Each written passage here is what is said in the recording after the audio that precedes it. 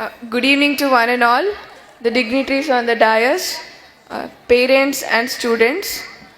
It is very glad to be here and నా పేరు నైనా జస్వాల్. నేను ఏషియాలోనే ఫస్ట్ అమ్మాయి ఎవరైతే 8 yearsలో 10th class పాస్ చేశారో. ఇంకా 10 yearsలో నేను నా ఇంటర్మీడియట్ కంప్లీట్ చేశాను.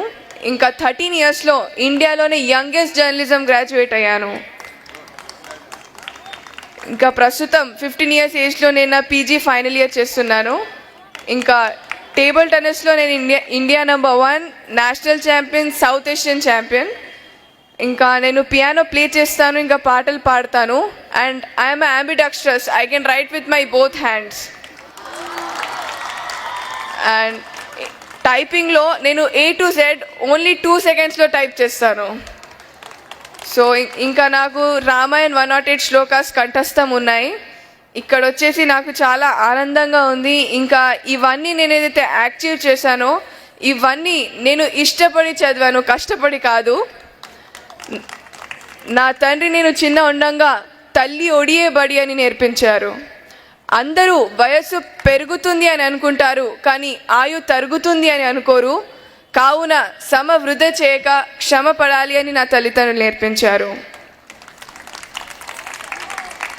చెట్టుకు కాయ బరువు కాదు, కానీ ఈ రోజులలో ఆడపిల్లలు బరువు అవుతున్నారు అని తరుణంలో దీనిని తప్పు అని రుజువు చేయడానికి నేను కిరణ్ బేదిని స్ఫూర్తిగా తీసుకుంటున్నాను.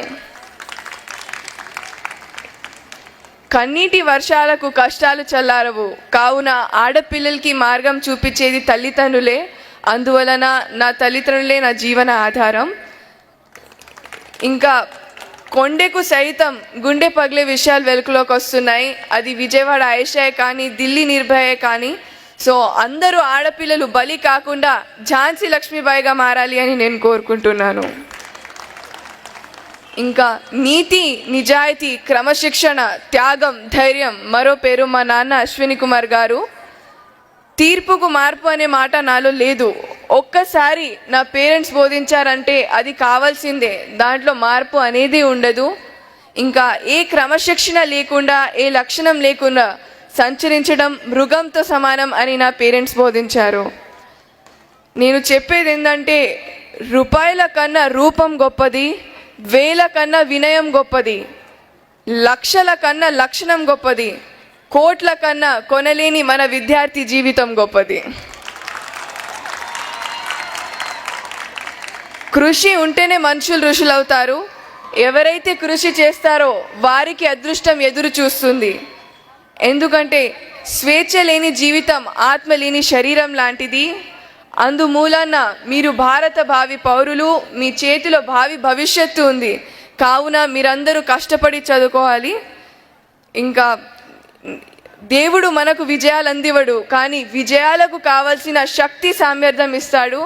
అది మీ అందరిలో ఉంది. దీనిని మీ గురువులు ఆశీస్సులతో వినియోగం చేసుకోవాలి. తల్లిదండ్రులు గౌరవముని అంటారు, ఎందుకంటే వాళ్ళు ఎలా ఉన్నా తన బిడ్డలు మాత్రం సుభిక్షంగా ఉండాలి అని వాళ్ళు శ్రమిస్తారు. సో వాళ్ళు చేసే శ్రమని మీరందరూ వృధా చేయొద్దు. ఇంకా ఈ హిందూ పబ్లిక్ స్కూల్లో ఎన్నో అనురాగ అనుభూతులు ఉన్నాయి. ఈ తీయని క్షణాలు మీరందరూ ఎల్లప్పుడూ మర్చిపోలేరు.